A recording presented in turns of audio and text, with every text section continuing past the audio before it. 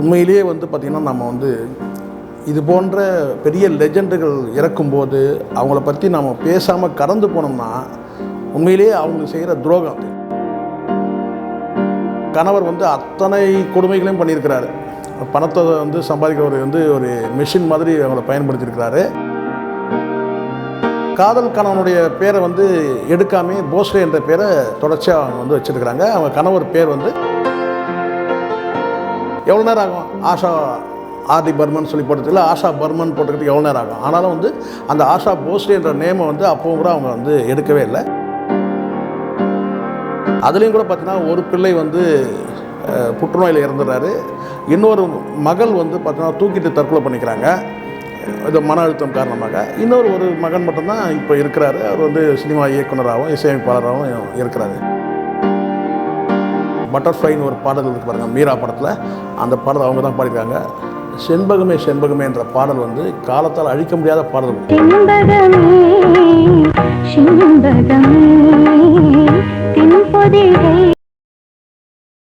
ஆடுகளம் cinema நேயர்களுக்கு என் அன்பான வணக்கம். திருமதி ஆஷா போஸ்லே மரணம் குறித்து ஒரு சில தகவல்கள் நம்ம பேச போகிறோம். இணையத்தில் பல செய்திகள், நிறைய செய்திகள் இருக்கும். அவங்க பெற்றோர் யார், கணவர் யார், பிள்ளைகள் யார், ஆஷா போஸ்லே பெற்ற விருதுகள், இப்படி பல செய்திகள் இணையத்தில் வந்துட்டுருக்கு. உண்மையிலேயே பார்த்திங்கன்னா நம்ம இது போன்ற பெரிய லெஜெண்டுகள் இறக்கும்போது அவங்கள பற்றி நம்ம பேசாமல் கடந்து போனோம்னா உண்மையிலேயே அவங்களுக்கு செய்கிற துரோகம் அது. உள்ளபடியே நான் சொல்லுவேன், சாதனையாளர்கள் குறித்து நம்ம பேசாமல் ஒரு ஊடகத்தில் அவங்க இறக்கும்போது அதை பற்றி பேசாமல் கடந்து போயிட்டோம்னா அது ஊடக துரோகம்னே சொல்லலாம்.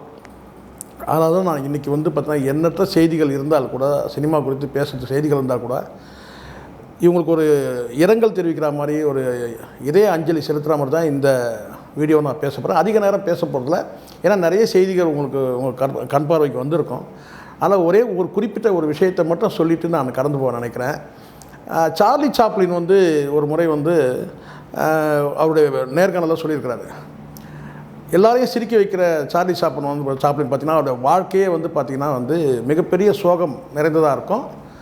அவர் வாழ்க்கையில் பார்த்திங்கன்னா சந்தித்த அத்தனையுமே தோல்விகளை சந்திச்சிருக்கிறாரு. அத்தனை சோகங்கள் இருக்குது, அத்தனை கண்ணீர் அழுகை இருக்குது.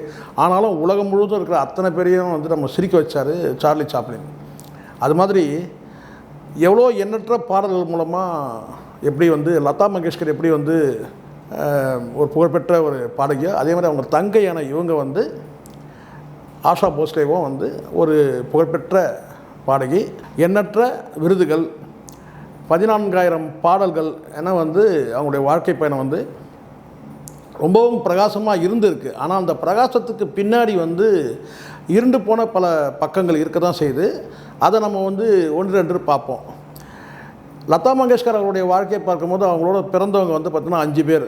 அதில் தம்பி ஒருத்தர், மீதி எல்லாமே சகோதரி, மீதி எல்லாருமே 2 தங்கைகள், ஒரு தங்கை, ஒரு தம்பி, இவங்க ஆஷா போஸ்லே, 5 பேர் உள்ள குடும்பம். ஆஷா போஸ்லேவோட அவங்க அப்பா ஒரு இசையமைப்பாளர், தீனாநாத் மங்கேஷ்கர்ன்றவர் ஒரு இசையமைப்பாளர் இருந்திருக்கிறாரு.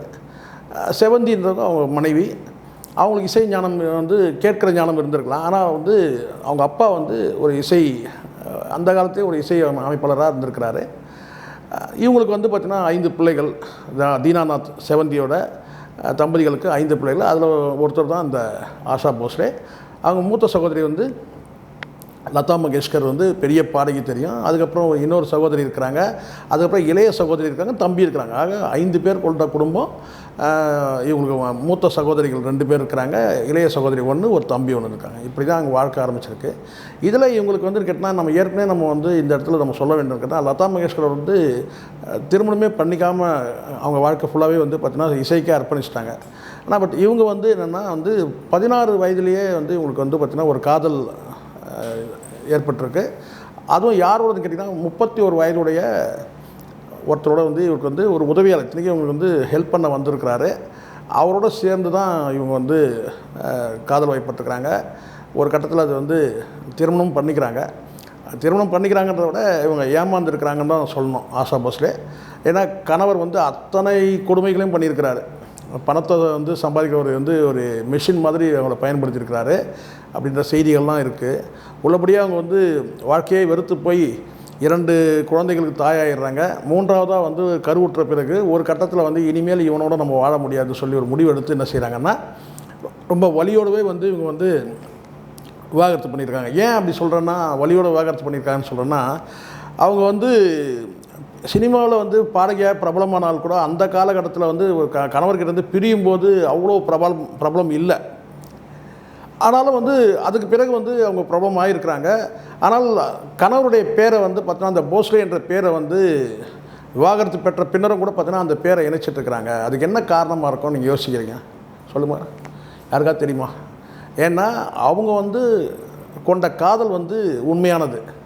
ஆனாலும் வந்து பார்த்திங்கன்னா வந்து கணவருடைய டார்ச்சர் தாங்க முடியல. ஒரு எல்லையை மீறி பிள்ளைகளுடைய பாதுகாப்புக்காக அவங்க என்ன செஞ்சிட்டாங்கன்னா, இதுக்கு மேலே இவனோட இருந்து நம்ம வாழ முடியாதுன்ற ஒரு கட்டத்தில் மேலே அவங்க வெளியே வந்துடுறாங்க. விவாகரத்தும் பெற்றுறாங்க. விவாகரத்து பெற்றதுனால வேறு யார்கிட்டையாவது தொடர்பு இருக்கான்னு கேட்டால் நிச்சயமாக அந்த மாதிரி எதுவுமே இல்லை. ஆனால் ஒரு காலகட்டத்துக்கு பிறகு வந்து அவங்களுக்கு வந்து ஒரு சிலர்கிட்டேருந்து ஒரு காதல் அழைப்பு வந்தாலும் அதை மறுத்துடுறாங்க. அந்த காதலையும் மறுத்துடுறாங்க. கணவரை விட்டு பிரிஞ்சிடறாங்க. விவாகரத்து பண்ணி பிள்ளைகளோட 2 பிள்ளைகளோட வாழ்ந்துட்டு இருக்கிறாங்க. ஒரு பிள்ளை வந்து பார்த்திங்கன்னா வந்து வயிற்றில் சுமந்துட்டு வராங்க. அந்த பிள்ளையும் பெற்றெடுத்து அந்த 3 பிள்ளைகளுமே வந்து வளர்க்குறாங்க. அந்த சுச்சுவேஷனில் நிறைய பாடல்கள் வாய்ப்புகள் அவங்க வந்தாலும் புகழ் பெற்றாலும் கூட தன் காதல் கணவனுடைய பேரை வந்து எடுக்காமே போஸ்லே என்ற பேரை தொடர்ச்சியாக அவங்க வந்து வச்சுருக்கிறாங்க. அவங்க கணவர் பேர் வந்து கணபத்ராவ் போஸ்லே. ஸோ அந்த போஸ்லே என்ற பேரை வந்து தொடர்ச்சியாக வந்து அடையாளமாக அவங்க பயன்படுத்திக்கிறாங்க. எப்படி வந்து லதா மங்கேஷ்கர் வந்து அவருடைய தந்தையாருடைய பேரை சேர்த்து மங்கேஷ்கர்ன்ற பேர் வச்சுருக்காங்களோ அதெல்லாம் சர்நேம். அந்த சர்நேம் சொல்லுவாங்க, அந்த பரம்பரையில் வரக்கூடிய பேர். அதில் சாதி பேரான்றது கூட இருக்கலாம். ஆனால் வந்து தொடர்ச்சியாக வந்து அந்த கணவர் ஞாபகமாக அந்த போஸ்லே என்ற பேரை வந்து பேரோட சேர்த்தே வச்சுருக்காங்க. அதுக்கு பிறகு பார்த்திங்கன்னா அவங்களுக்கு இன்னொரு நபரோட ஒரு இசையமைப்பாளரோட அவங்களுக்கு வந்து பார்த்திங்கன்னா ஒரு தொழில் ரீதியான ஒரு தொடர்பு ஏற்பட்டிருக்கு. அங்கேருந்து கூட பார்த்திங்கன்னா வந்து பரவலாக பேசப்பட்டது. அந்த அவரோட சேர்ந்து ஓபி நய்யார்ன்றவரோட சேர்ந்து ஒரு இசையமைப்பாளரோட சேர்ந்து அவர் நிறைய வாய்ப்புகள் தரும்போது அவங்களோட சேர்த்து பேசப்பட்டது. ஆனால் வந்து அது கல்யாணம் காதல்ன்றதெல்லாம் இல்லாமல் ஒரு வதந்தியாகவே போயிடுச்சு. அதற்கு பிறகு வந்து ஆர்டி பர்மன்றவரோட சேர்ந்து இவங்க தொடர்ச்சியாக வந்து இசையமைச்சு அதாவது அவரோட பாடல்களை நிறைய பாடல்களை வந்து அவரோட சேர்ந்துருக்கும் போது அவர் ஏற்கனவே விவாகரத்து பெற்றவர்றதுனால இவங்க வந்து இவங்களும் காதல் வயப்பட்டிருக்கிறாங்க, அவரும் காதல் வயப்பட்டிருக்காரு. ஆனால் முதல்ல இவங்க ஏற்றுக்கலை. ஆனாலும் வந்து திருமணன்ற அந்த கூண்டுக்குள்ளே போகிறதுக்கு இவங்க பயந்துருக்கிறாங்க. ஆனாலும் அந்த அண்டர்ஸ்டாண்டிங் சொல்லுவாங்க இல்லையா, அந்த அண்டர்ஸ்டாண்டிங்கில் அவர் என்ன செஞ்சுருக்காருன்னா இந்த 3 பிள்ளைகளுக்கும் வந்து ஒரு தந்தையாக வந்து தன்னை வந்து டெடிகேட் பண்ணதுனால ஒரு கட்டத்துக்கு மேலே சொல்லுவாங்க இல்லையா, நீண்ட காலம் வந்து அந்த ரெக்வஸ்ட்டை வந்து தொடர்ச்சியாக வச்சுட்டு இருக்கும்போது அதை அவங்க அக்செப்ட் பண்ணிக்கிறாங்க. ஆஷா போஸ்லே வந்து அக்செப்ட் பண்ணிக்கிறாங்க. ஆனால் அப்போவும் கூட அந்த போஸ்லே என்ற நேம் வந்து அவங்க மாற்றிக்கல. எவ்வளோ நேரம் ஆகும்? ஆஷா ஆர்டி பர்மன் சொல்லி போட்டதில்ல, ஆஷா பர்மன் போட்டுக்கிட்டு எவ்வளோ நேரம் ஆகும்? ஆனாலும் வந்து அந்த ஆஷா போஸ்லே என்ற நேமை வந்து அப்போவும் கூட அவங்க வந்து எடுக்கவே இல்லை. ஆர்டி பர்மன் திருமணம் பண்ண பிறகு கூட பார்த்திங்கன்னா அவங்க ஆஷா போஸ்லே என்ற நேமை வந்து தொடர்ச்சியாக அவங்க வச்சுட்டு தான் இருந்தாங்க. அதுக்கு காரணம் என்னென்னா, அந்த முதல் காதல்ன்றது வந்து எப்போயுமே அழியாது இல்லையா. அது வந்து 2வது 3 பிள்ளைகளுக்கு வந்து ஒரு அடையாளம்ன்றது வந்து பார்த்திங்கன்னா அந்த போஸ்லேன்றது தானே அடையாளம். அதை வந்து அவங்க அப்படியே மெயின்டைன் பண்ணியிருக்கிறாங்கன்றது தான் நான் பார்க்குறேன். அதுக்காக அவங்க பழமையை விரும்புகிறவங்களாம் நம்ம அப்படி எடுத்துக்கூடாது. ஒருவேளை வந்து நேம் வந்து பிராண்டு தானே அப்படி நினைக்கக்கூடாது. அவங்க குரல் தான் பிராண்டு. அதனால் வந்து நேம் பிராண்டுக்காக அவங்க பயன்படுத்தலை. அடிப்படை காரணம் முதல் காதல் காரணமாக இருக்கலாம். அது வந்து எப்போவுமே வந்து அது மெயின்டைன். ஆனால் அதே சமயத்தில் ஆர்டி பர்மன் அவர்களும் வந்து பார்த்திங்கன்னா வந்து ஒரு வாழ்க்கை துணையாக வந்து அவர் வந்து தன்னை இணைச்சிக்கிட்டாரே தவிர இந்த மாதிரி விஷயத்தில் அவர் கட்டுப்படுத்தலைன்றது தெரிய வருது. ஆனால் அவரும் கூட பார்த்திங்கன்னா இவங்களை வந்து ஒரு வகையில் ஏமாத்திடுறாரு. எப்படின்னு கேட்டிங்கன்னா, அவரும் கூட பார்த்திங்கன்னா 1995 நினைக்கிறேன் அவர் வந்து இறந்துட்டார். அப்படியும் பார்த்திங்கன்னா ஆர்டி பர்மன் இறந்து 30 ஆண்டு காலம் இவங்க வந்து தனிமையாக தானே வாழ்ந்துருக்கிறாங்க. இதில் ஒரு பெரிய ஒரு சோகம் இருக்குது. தனிமை என்னங்க நீங்கள் சொல்கிறீங்க? அவங்களுக்குலாம் 3 பிள்ளைகள் இருக்கிறாங்களே நீங்கள் சொல்லுவீங்க. அதுலேயும் கூட பார்த்திங்கன்னா ஒரு பிள்ளை வந்து புற்றுநோயில் இறந்துடுறாரு. இன்னொரு மகள் வந்து பார்த்திங்கன்னா தூக்கிட்டு தற்கொலை பண்ணிக்கிறாங்க. இது மன அழுத்தம் காரணமாக. ஒரு மகன் மட்டும்தான் இப்போ இருக்கிறாரு. அவர் வந்து சினிமா இயக்குனராகவும் இசையமைப்பாளராகவும் இருக்கிறாரு. ஸோ இதுதாங்க அவங்களுடைய வாழ்க்கையில் நடந்த சில சின்ன சின்ன விஷயங்களை வந்து நான் சொல்கிறேன். இதை சின்ன சின்ன விஷயங்களில் இது மிகப்பெரிய சோகம், வலியை நிறைந்து, ஆனால் அத்தனை வலிகளையும் தாண்டி நமக்கு நான் இன்றைக்கி இன்றைய தினத்துக்கு நீங்கள் வந்து ஒரு பாடல், எந்த பாடல் கேட்டாலும் சரி, அது வந்து பட்டர்ஃப்ளைன்னு ஒரு பாடல் இருக்குது பாருங்கள், மீரா படத்தில். அந்த பாடல் அவங்க தான் பாடியிருக்காங்க. செண்பகமே செண்பகமே என்ற பாடல் வந்து காலத்தால் அழிக்க முடியாத பாடல். ஸோ அந்த பாடல் செட்டு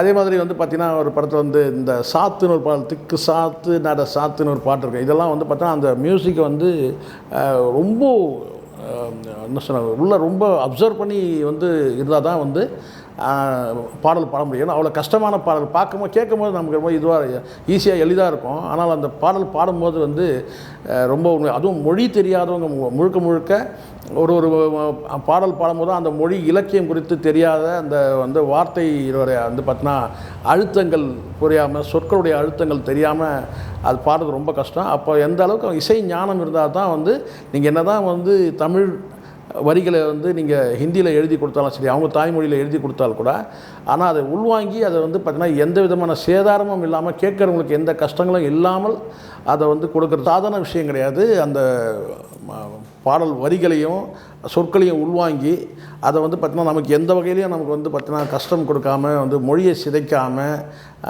இந்த தொன்மை குறையாமல் பாடல் சாதாரண விஷயம் கிடையாது.